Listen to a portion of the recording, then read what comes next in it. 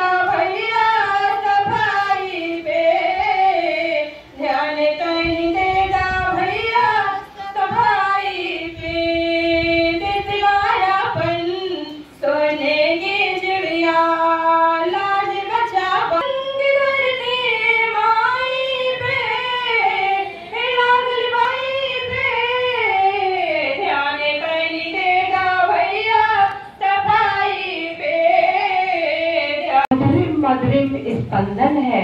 यहाँ उपस्थित हर जन को अर्पित मेरा अभिनंदन है, अर्पित मेरा अभिनंदन है। सम्मानित मंच, यहाँ उपस्थित सभी हमारे भाई बहन पत्रकार बंधुओं, सभी का मैं इस मंच से हार्दिक अभिनंदन और स्वागत करते हुए आज के इस कार्यक्रम में प्लास्टिक मुक्त भारत के लिए कहना चाहूंगी कि 1907 में सबसे पहली बार सिंथेटिक प्लास्टिक का फॉर्मेशन किया गया था, बनाया गया था। मात्र 100 साल हम गुजारे होंगे और आज हमारे लिए गार्बेज मैनेजमेंट का सबसे बड़ा खतरा हमारे ऊपर मंडरा रहा है। और आज हम जिस प्लास्टिक को विभिन्न सामानों को बनाने में उपयोग करते थे, आज हम सेमिनार आयोजित करते हैं, हम उपाय ढूंढ रहे हैं, वैकल्पिक साधन ढूंढ रहे हैं कि कैसे हम प्लास्टिक के उपयोग से बच सके।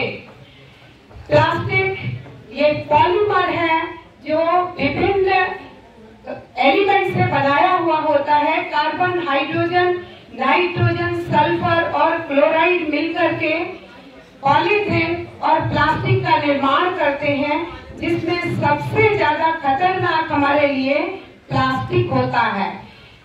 प्लास्टिक दो प्रकार के होते हैं, थर्मोप्लास्टिक और थर्मोसेटिंग प्लास्टिक।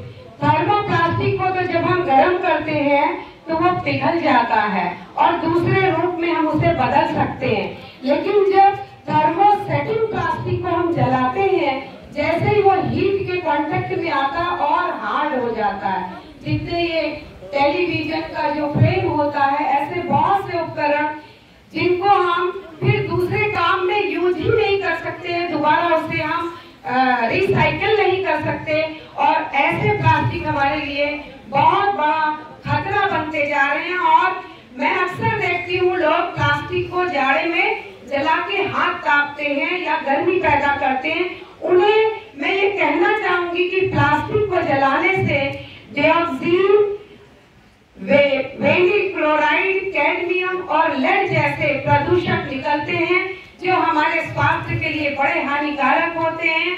इससे रेस्पिरेटरी सिस्टम हमारी प्रभावित होती है, अस्थमा, ब्रोंकाइटिस और इवन कैंसर तक हम इस प्लास्टिक के प्रयोग से इसका भी हमें सामना करना पड़ता है।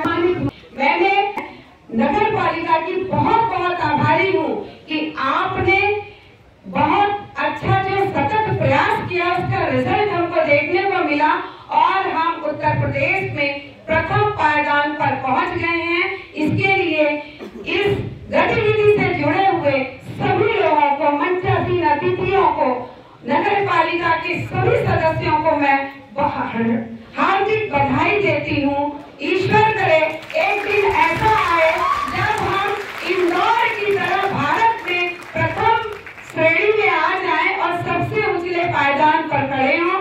हमको, आपको, सभी को इस भारतवर्ष को विकसित राष्ट्र की श्रेणी में खड़ा करने के लिए सतत और सकारात्मक प्रयास करना है। चंदवाड़ी से अपनी वाणी को चंद लाइनों से मैं अपनी वाणी को विराम देना चाहूंगी। Words are lovely, dark and deep, but I have promises to keep, miles to go before I sleep, and miles to go before I sleep. सघन वन और अंधेरी लोक निमंत्रण चलना है, अभी और विश्राम कहाँ, हमें आपको बहुत दूर तक चलना है, बहुत दूर तक चलना है। धन्यवाद। ये यूज किया करते थे वो आजकल कम दिखाई देते हैं। सब खाली हाथ घर से निकल जाते हैं और फिर ना चाहते हुए भी पॉलिथीन बैग वहां से लेकर वापस आते हैं और अपने घरों में भी उसका प्रयोग करते हैं। उसी के लिए ये प्रयास है। ये थैले तो मात्र एक सिंबॉलिक तौर पर वितरित किए जा रहे हैं। ऐसे थैले प्राय हम सभी के घरों में रहते हैं। इस थैले को ले जाने में किसी प्रकार की शर्म महसूस ना करें, उसे अपने साथ ले जाएं। अब ले जाएंगे लगभग 5 से 10 किलो का सामान एक आमतौर पर प्रयोग किए जाने वाले थैले में आ जाएगा, और आप वो ले जाएंगे तो एक बड़ी संख्या में प्लास्टिक बैग में रिडक्शन स्वयं ही आएगी। जब आप दुकानदार से या सब्जी वाले से या किसी अन्य ऐसे सामग्री विक्रेता से आप पॉलिथीन बैग की डिमांड नहीं करेंगे तो उसकी। हमारे पत्रकार बंधुओं, जो बच्चे आए थे स्कूल से और उन्होंने अपना अच्छा प्रेजेंटेशन दिया है, अपनी प्रस्तुति दी है, आपको धन्यवाद। मैं ये बताना चाहूँगा कि ये जो कार्यक्रम हम लोग आज कर रहे हैं वो माननीय मंडलायुक्त महोदय के मार्गदर्शन में ही हम लोगों ने इसकी शुरुआत की है। सर का एक सुझाव आया कि सिंगल यूज प्लास्टिक बहुत ज़्यादा यूज होता है, तो हम लोग प्रवर्तन की कार्रवाई तो करते हैं, साथ में अवेयरनेस भी कराएं और लोगों को सुविधा भी उपलब्ध कराएं, जिससे कि इस कार्य को हम लोग रोक सकें। तो सर के मार्गदर्शन में हम लोगों ने नगर पालिका गोंडा से ये शुरुआत की है और साथ ही मैं बताना चाहूँगा कि हमारे सभी नगर पालिका और नगर पंचायतों में ये कार्यक्रम आज शुरू किया गया है और इसके बाद हम लोग रैली भी निकालेंगे। सभी ब्लॉक्स में भी ये कार्यक्रम हम लोग आज शुरू कर रहे हैं। मेन जो आप सबको पता है कि ये सिंगल यूज प्लास्टिक को हम तभी अवॉइड कर पाएंगे जब सब लोग जागरूक हों। अवेयरनेस का ही ये सारा प्रोग्राम होता है और अवेयरनेस के लिए हमको जितने लोग हमारे यहाँ साथ बैठे हैं या मीडिया के माध्यम से जहाँ तक ये बात पहुँचेगी, मैं सबसे यही अपील करना चाहूँगा, सबसे आग्रह करना चाहूँगा कि आज से हम लोग ये ठान लें कि हम लोग सिंगल यूज प्लास्टिक यूज नहीं करेंगे। तभी ये कार्यक्रम हमारा सफल हो पाएगा, तभी हम लोग एक स्वच्छ भारत का जो सपना देखते हैं उसकी दिशा में आगे बढ़ पाएंगे। और हमारे सरकार बंधु तथा विभिन्न विद्यालयों से आए हुए प्यारे बच्चों, जैसा आप सभी अवगत हैं कि 2019 में प्रदेश सरकार ने सिंगल यूज प्लास्टिक की बैन किया था और गवर्नमेंट ऑफ इंडिया ने अभी 1 जुलाई से इसका रोक लगाई है। लेकिन आप ये पाएंगे कि शुरू में जब 2019 में एक बार रोक लगी थी तो हमने पाया था, हम लखनऊ के थे उस वक्त, आप सब्जी लेने जाएं तो सब्जी वाले ने सब्जी देने से मना कर देते हैं कि हमारे पास प्लास्टिक नहीं है, आप झोला लेके आए हो तो ले जाइए, नहीं तो हम बेच नहीं पाएंगे क्योंकि हमारे पास प्लास्टिक है। लेकिन समय के साथ धीरे धीरे फिर से प्लास्टिक का प्रचलन बढ़ गया और अब आप देखते हैं कि पूरा मिनस बन गया है, एकदम समस्या बहुत बड़ी और विकराल होती जाती है। अभी मैडम ने बताया कि 1960 में पहली बार प्लास्टिक का निर्माण हुआ था और आज देखिए मुश्किल 100 सालों में इतने ऐसा पोल्यूशन और एनवायरनमेंट को इतना बड़ा आघात पहुंचा है इससे। तो निश्चित तौर से ये हमारा और आप सभी का फर्ज बनता है कि जिस तरीके से सिंगल यूज प्लास्टिक को या कोशिश करके जितना आप प्लास्टिक का उपयोग कम कर सकें उतना बेहतर होगा।